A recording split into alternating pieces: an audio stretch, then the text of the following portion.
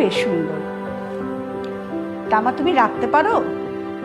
হ্যাঁ, আমার মেয়ে ভালো রাঁধতে পারে, কারণ ছোটবেলা ওর মা মারা গিয়েছিল, ও নিজে নিজেই রান্না শিখেছে। ভাই সাহেব, যাকে জিজ্ঞেস করছি সেই উত্তর দিক।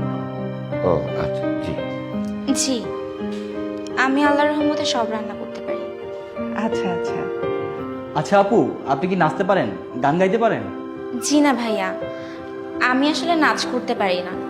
ছোটবেলা থেকে বাবার জন্য আসলে নজরুল সঙ্গীত আর রবীন্দ্রসঙ্গীত শেখা হয়েছে। আমি গান করতে পারি। কি বললেন? এ যুগের মেয়ে হয়ে আপনি নাচতে পারেন না? আরে এখন তো 2-3-তে পড়া বাচ্চা কাচ্চারাও ডান্স পারে। আর কি বললেন, নজরুল সঙ্গীত, রবীন্দ্রসঙ্গীত এগুলো পারেন?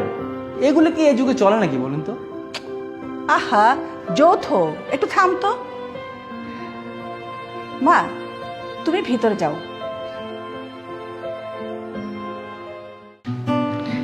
ভাই সাহেব, আপনার মেয়েকে কিন্তু আমাদের সবার খুব পছন্দ হয়েছে। আলহামদুলিল্লাহ। এখন দিন তারিখ দেখে বিয়ের কথাটা পাকাপাকি করে ফেলুন। তার মানে আপনাদের ছেলের জন্য আপনাদের আমাকে পছন্দ হয়েছে, আর আপনারা এই বিয়েতে রাজি, তাই তো? আহা, তুই আবার এলি কেন? যা ভিতরে যা, আমি কথা বলছি, যা।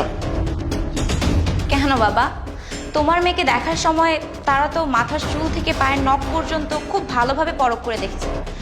এখন কি আমি তাদের ছেলের ইন্টারভিউ নিব না? অবশ্যই নিব। মানে কি বলতে চাও তুমি? তো মিস্টার, একটু হেঁটে দেখান তো আপনি। কি করছিস? আচ্ছা মা থামো, উনি যখন বলছে একটু হেঁটে দেখাতে, দেখিয়ে দিই।